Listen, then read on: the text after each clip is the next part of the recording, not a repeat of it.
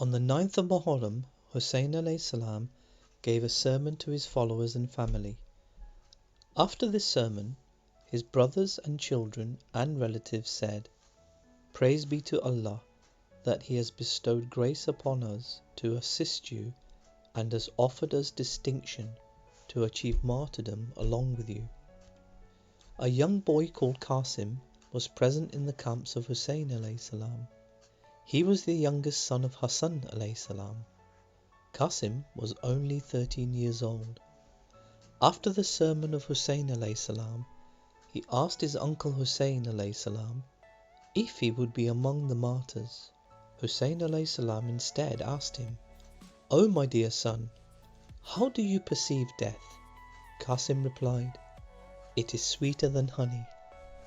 Hussein alayhi salam then told him that he would be among the martyrs. Also present in the camp of Hussein alayhi salam were Aun and Mohammad. These were the sons of Abdullah ibn Ja'far, husband of Lady Zainab salamu alayhi. Aun was Lady Zainab's own son, whereas Muhammad was her stepson. On the day of Ashura, Hussein alayhi salam and his followers came out of their tents for Fajr prayers. It is widely narrated that Hussein alayhi salam asked his oldest son, al-Akbar, to recite the adhan, the call for prayers. The significance of this adhan was that Hussein alayhi salam was giving a last chance to the enemy to rethink their motives. The adhan was called by the person who resembled Prophet Muhammad the most in his appearance and voice. All morning, the followers and companions of Hussein alayhi salam fought with zeal and bravery. After the noon prayers, the last of the companions laid down their lives. Now, no one was left but the family of Hussein alayhi salam. al-Akbar, who was in his 20s, came to his father asking him for permission to fight.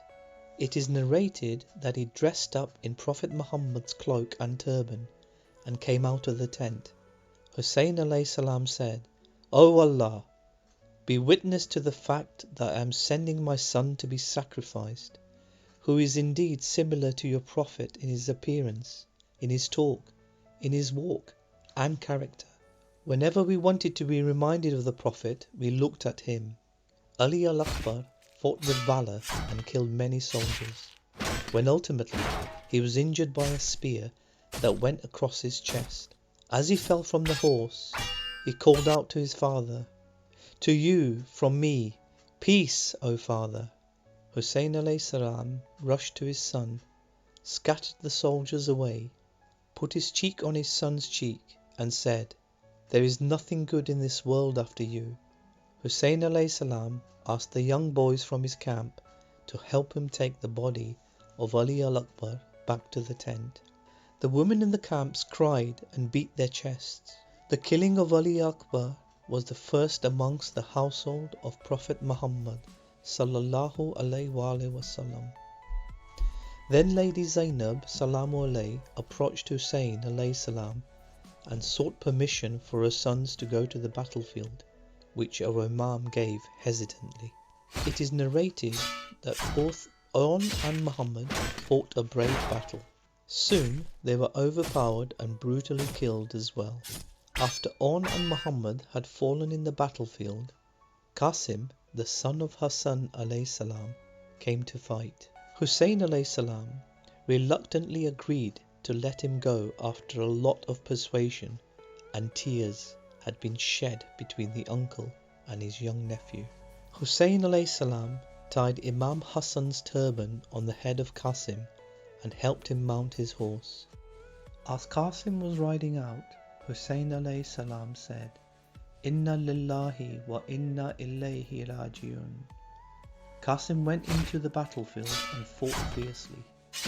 A reporter from the battlefield reported, "I saw a youth coming to battle.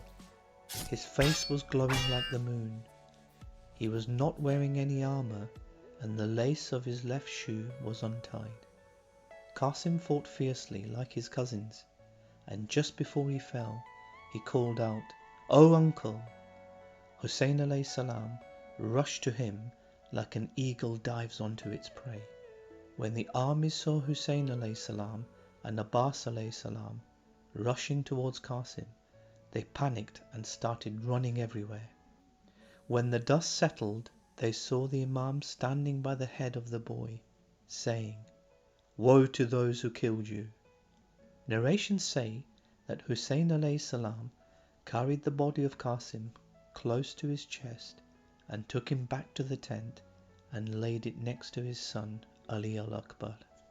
These were the family of Hussein alayhi salam, who sacrificed themselves on behalf of their mothers in the name of Islam. They were loyal to their family, loyal to Islam, and chose death on the right path and being on the wrong side of history.